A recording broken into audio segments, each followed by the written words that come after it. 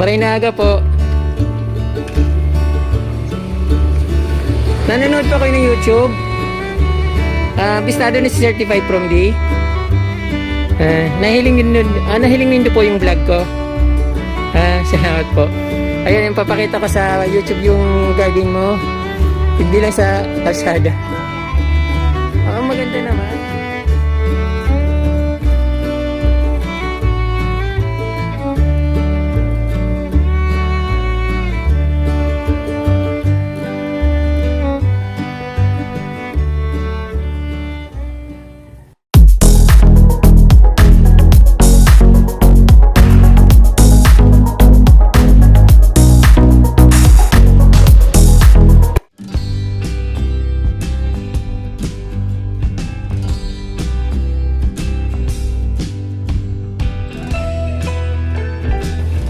Magandang araw sa inyo mga ka-From D. Mayroon akong na-receive na coupon na mayroon daw relief sa barangay Gubat dito sa aming barangay. So kukunin ko siya sa barangay hall. Then siyempre pagpupunta ko doon, ipapasyal ko kayo muna sa sa daan, yung mga naghahalaman dito na napakaganda ng kanilang mga gardens. At siyempre papauwi kasi mahirap naman kung papunta doon na kukuha na ako ay papasyal ko na kayo. So habang papunta doon, yung kalahati, yung tapos pabalik yon. So napakaganda ng mga garden dito ka-From D. Very simple lang at open lang. Malinis, napakaganda ng barangay namin dito. So ayun nga, may stab pala, nakakuha kong stab yon. Coupon din ba tawag dun? Stab para sa relief. So ayun ka-From D, papasyal ko kayo at siyempre papakita ko rin sa inyo kung anong makukuha akong relief. Expected ko na bigas, may sardinas at noodles, ganoon naman palagi. See ya! Ayan, napakaganda ng mga bulaklak dito sa tabi ng kalsada. Pulang-pula at siyempre napakagandang tingnan dahil napakakulay. Buhay na buhay yung pag nakita mo, talagang nakaka-amaze siya. Ayun, sarap tingnan lalo pag nasa tabi ng kalsada tapos napadaan ka. Ayun, nakikita dito sa aming barangay. At dito naman sa magkabilaan sila din ito. Dito naman maliliit na bulaklak, mga sinyas, anong tawag dito? Portulaca or Vietnam rose. Napakadami. At syempre mayroon din yung ibang klaseng marigold. Ayun. At yung iba't ibang halaman din, minsan magkakapareho. Mostly magkakaparehong halaman kasi naghihingian lang naman sila dito. Ayun. Pag mayroon kung anong mayroon sa isang bahay, hingi lang din naman sila, pupunta sa isang bahay tapos hingi lang din. Ayun, nakikita nyo, napakaganda ng mga kanilang bakuran at mga garden sa labas ng bahay. Kahit malilit yung bahay, magaganda yung garden nila. At dito yung eskinita nito, punong-puno ng halaman yung papunta doon. Puro croutons yung makikita dito, papunta doon sa taas. Ayan. At dito naman sa isang katapat ng bahay, ito naman ang garden nila. Maliit lang yung garden niya pero cute at napakaraming halaman kahit na sobrang liit ng garden niya. Ayan lang pero makikita mo napakaganda at maaliwalas yung tingnan. Yung mga Vietnam rose, iba't ibang bulaklak. Ayan. So nagkalat din naman yung mga Vietnam rose dito. At iba't ibang klase yung bulaklak niya. So kahit saan ka pumunta may makikita kang mga ganyan dito. Yung mga rose na mamulaklak. At yung sumunod na bahay, ito naman namumutik-tik sa bulaklak ng mga portulaca, yellow bell, yung Vietnam rose na tinatawag natin na portulaca na kung tawagin. Ayun, napakaganda ng kanilang garden. Variegated na gumamila at napakaganda niya, ang taas na. Ang ganda niya tingnan kapag nasa open space tapos yun lang nakikita yung puting-puti. Napakasarap tingnan at napakaaliwala sa mata. Ayan. portulaca, then marigold, mga variegated na kutsarita, at yung namumutik-tik sa bulaklak na bougainvillea. Ayun, napakaganda. Ang ganda rin ng bahay nila. Simple lang, pero napakaganda. Hello ate. Ang ganda ng garden nyo. Ayan, yung bougainvillea na napakaganda. Maray na aga po. Nanonood pa kayo ng YouTube? Bistado na si Certified from D? Nahiling nindo po yung vlog ko. Salamat po. Ayan, yung papakita ko sa YouTube yung garden mo. Hindi lang sa kalsada. Maganda naman. Yung daisy na ayun, iba't ibang bulaklak niyang ka-from D yung daisy dito.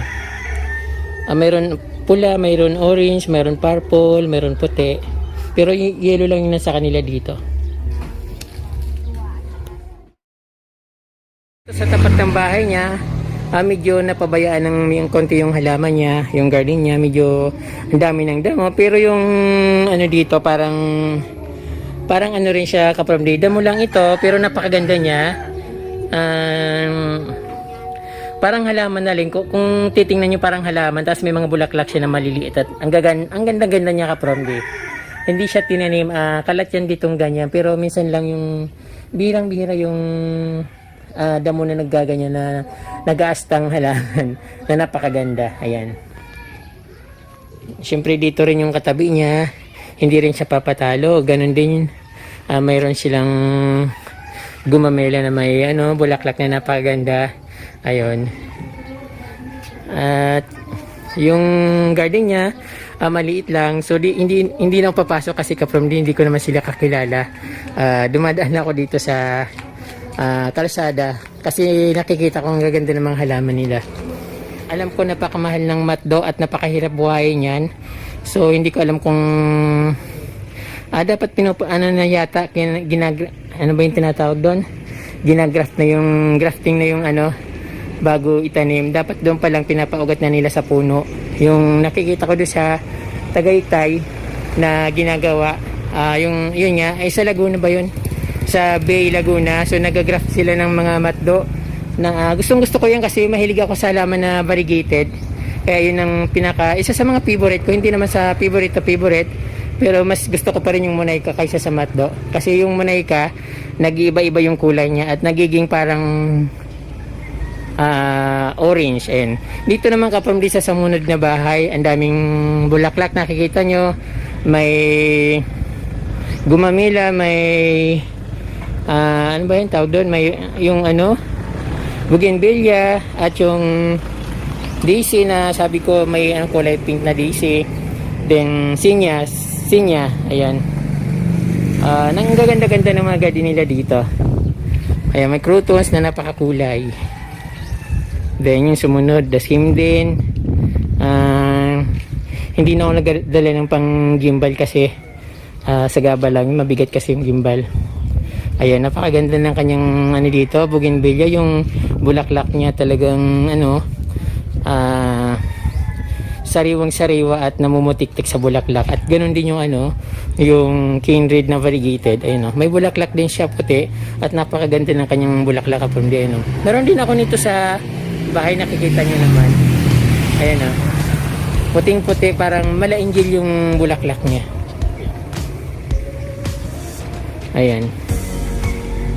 Dito muna, tingnan ko dito sa matagal ko na ito sinasabi sa kanya na kukuha ko ng video sa kanyang harap ng bahay. Okay naman daw. At ayan. Dito sa tapat, yun, marami sinampay. Sabi ko kukunan ko ng video yung napakaganda niyang garden. So dati ka-from D, ang garden dito yung napakaraming portulaca or Vietnam rose na iba't ibang kulay. Pero parang binago nila, mas maganda nung una. Ayan nga. Mas nakakaakit yung una kasi napakagandang tingnan at puro bulaklak. Ngayon hindi masyado.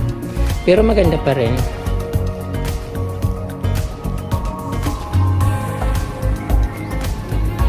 Ayun. Makulay din naman yung sinampay eh. At ang gandang tingnan. At dito naman kaprumdi sa harap niya. Ayun. Lalapitan ko kasi napakaganda talaga kaprumdi pag nagawi kayo dito sa Barangay Gubat, Lagunoy, Camarines or Maamis kayo. Bukod sa napakaganda ng mga bakuran, napakalinis pa, hindi katulad sa ibang barangay na napakadaming kalat at magulong tingnan. Sa aming barangay napakalinis at talagang paraiso ang dating. Ayan po kaprumdi, napakaganda ng mga halaman dito. Nagpapagandahan sila ng garden. Ayan.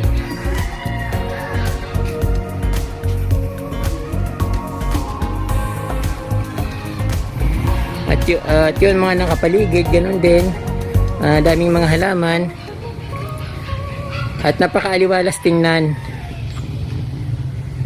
Ayan, yan ang maganda dito kasi lahat sila naghahalaman. Pag may halaman at open, walang mga bakod, napakagandang tingnan. Parang kahit malilit yung bahay, ang linis tingnan. Kapag may bakod kasi parang masikip at parang hindi maliwala sa paningin. Ayan, napakaganda. Sari-saring portulaca. Dito naman yung napakaraming Hawaiian tea or tea plant.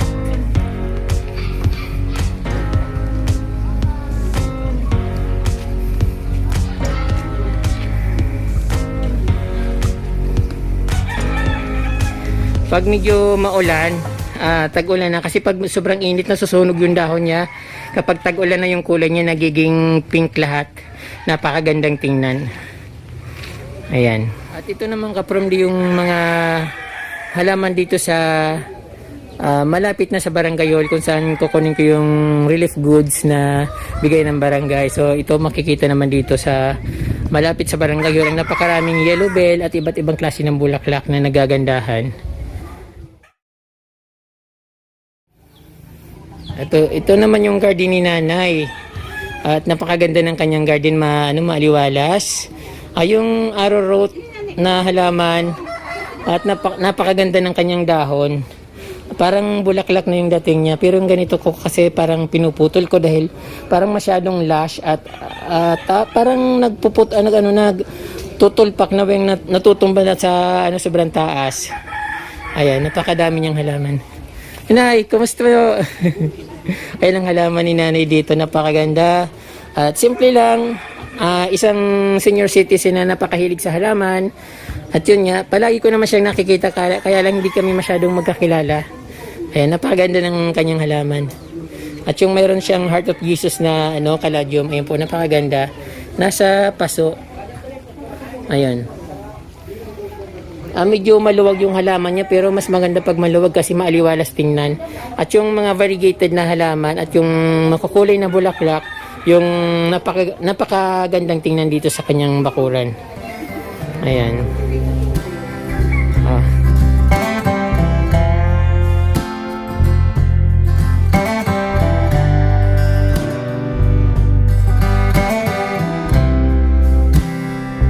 Ito nga po yung garden na malapit dito sa barangay. Napakaganda ng kanyang pagka-seating.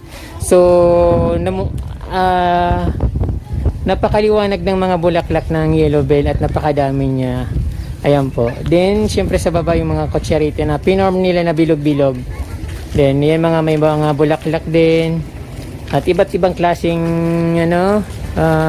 halaman nandito rin. So napakaganda ng mga halaman dito sa Barangay Gubat. At yung isa may nakita ko dong maputing halaman. So pag maputing halaman parang naamis ako.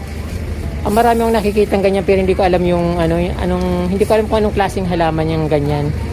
Pero gusto ko yung ganyan. Nakikita ko minsan sa bayan yung ganyang halaman pero hindi ako magkaroon at wala akong nakikita kung saan bibili. Ayan, napakaganda po dito sa aming Barangay Gubat.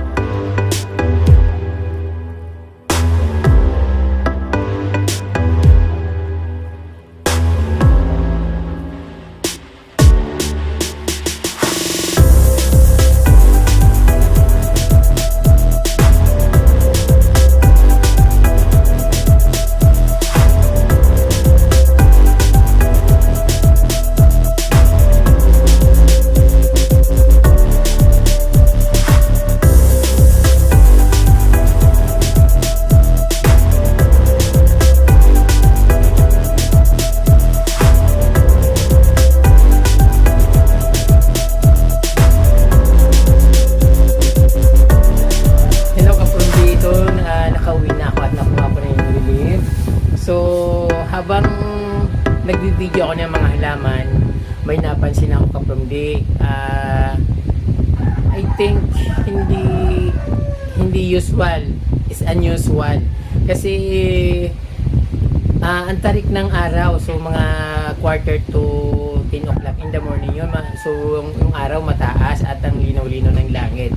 So habang nagbi-video ako ng mga halaman kapamdi, nagbiglang dumilim. So twice yun.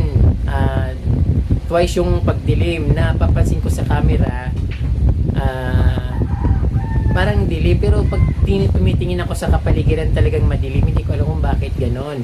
So ngayon yung nireview ko yung camera, ay nung habang nire-review ko yung video ko dahil iniedit ko, talagang dumilim kapamdi. So tinanong ko yung kapatid ko kung talagang dumilim. Sabi hindi naman daw. Sabi ko bakit ganon.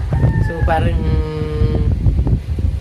hindi ko alam kung anong klaseng masamang pangitain ba yun or basta something na ganun. So makikita nyo naman po kapamdi sa video ko. So ngayon kapamdi, habang nagbi-video ako ng mga halaman at bago ako makarating doon sa barangay hall namin dito sa Barangay Gubat, ay mayroon pang isang garden doon na sa bago mag-barangay hall. So nag-video pa rin ako doon.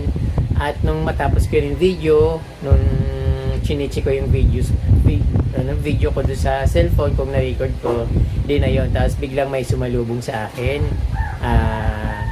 matangkad na mama. Sabi niya i-delete ko yung video. Sabi bakit ko naman i-delete? Wala naman sila doon sa video ko. Ang binibidyohan ko halaman. So yung pala kapamdi ay isa siyang bodyguard ng isang artistang politician. So unexpected ko kapamdi na ganun na may darating doon na politician na artista. At syempre ang expected ko ay kukuha lang ako ng relief dahil meron binigay sa akin na staff na alas 9 kukunin. So pumunta ako doon 9:30 kaya medyo mainit na. So yung matrek na yung araw. So ngayon kapamdi sabi niya i-delete ko yung video. Sabi ko bakit ko i-delete? Siyempre ayaw ko i-delete kasi video ko yun wala naman sila doon, wala silang pakialam sa video ko. So yun nga po, then hindi ako pumayag na i-delete. Ayun, isa siyang bodyguard ng isang artistang politician na running for congressman dito sa aming district 4 ng Camarines Sur. So I think kung mayroon violation sila yung nag-violate kasi binaviolate nila yung pandemic protocol. Alam naman natin na bawal mag-ipon-ipon ngayon. So yung pala pinainan kami ng yung bigas para pumunta sa venue ng kung saan sila magbibigay ng talumpate para ligawan yung mga voters. So ang aga-aga ng pangampanya nila kapamdi. So wala pa nga sa parang baka nga hindi pa nga sila nag-file ng candidacy nila, tapos na gano'n na sila kakampi nangangampanya na. So hindi ko na papangalanan kung sino yung na yon, politician. Total alam kong parang hindi pa naman matunog yung kung nag-declare nga talaga siya ng kanyang candidacy. After kong mag-video ng halaman at pinapadelete yung video ko, so siyempre hindi ko dinelete. So pumunta ako dun sa mismong labas ng venue, pero nasa labas siya, hindi sa loob ng cover court mismo. So nakikita ko napakaraming kumuha ng video at hindi man lang pinapansin. Sabi ko bakit ako lang yung napansin. Tapos nung ayun nakapalde. So yung gusto ko lang ilabas yung nasa loob ko kasi sobrang nainis ako doon sa nangyari dahil siyempre napahiya ako nandito ako sa barangay namin, tapos titinginan ako ng mga kapitbahay ko. Sabi niya, ano pinagalitan ka? Sabi ko, bakit anong nakita niyo? Sabi niya, siyempre inakbayan ako nung bodyguard nung isang artista na running for congressman, then pilit na pinapadelete yung video. So siyempre hindi na lang ako mimik, pero sa loob ko siyempre napahiya talaga ako ng sobra. So ayan kapamdi, marami po salamat sa inyong panonood at sana wag po kayo magsawang manood ng aking mga videos. At next week po papakita ko po yung backyard garden ko na nirenovate ko. Yung pinakita ko kasi yung ginawa ko lang. So yung banda dun sa bandang likod pa, hindi nyo nakita. So, napakaganda ng mga mayana ko kapamilya. Napaka makulay at ang ganda ng pagkakuha ko. Talagang refreshing at ma-refresh po kayo sa aking mga videos. Maraming pong salamat kapamilya.